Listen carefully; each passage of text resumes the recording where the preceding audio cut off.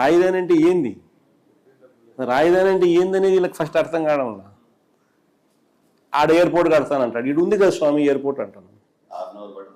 ఆడ నీకు ఆడ పోర్ట్ లేదు, సీ పోర్ట్ లేదు, ఇటు ఉంది కదా నేను సీ పోర్టు అని చెప్పి మచిలీపట్నం అని చెప్తాను. రాజధాని అంటే ఏంది? సీ పోర్ట్ అనేది అక్కడ ఉంది, ఎయిర్పోర్ట్ అనేది గన్నవరంలో ఉంది, మీకు నేషనల్ హైవేలు 4 నేషనల్ హైవేలు జంక్షన్లు అక్కడే కలుస్తున్నాయి, 3 రైల్వే స్టేషన్లు ఉన్నాయి. ఆడ గుంటూరులో ఉంది, విజయవాడలో ఉంది, మచిలీపట్నంలో ఉంది, మెడికల్ కాలేజీలు అన్నీ ఉన్నాయి, ఇన్స్టిట్యూషన్స్ అన్నీ అన్నీ ఉన్నాయి. నీకు రాజధాని అంటే ఏంది? ఇవన్నీ నువ్వు మళ్ళీ కడతానంటావు, నువ్వు మళ్ళీ జీరో నుంచి స్టార్ట్ చేస్తానంటావు. దానికి మళ్ళీ రోడ్లు లేని చోట రోడ్లు వేయాలంటావు. 20 కోట్లు అయ్యే రోడ్డును 53 కోట్లు అంటున్నావు.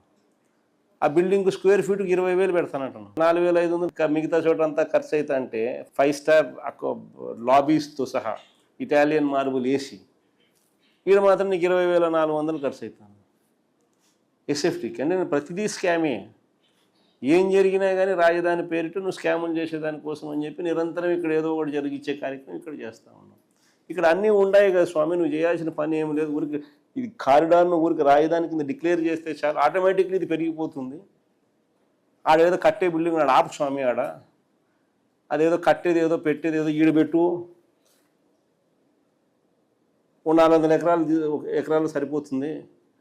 ఆ కారిడార్కి ఈ పక్క ఆ పక్క 400 ఎకరాల కన్నా ఎక్కువే ల్యాండ్ ఉంది, సరిపోతుంది అని మనం చెప్తా ఉన్నాం.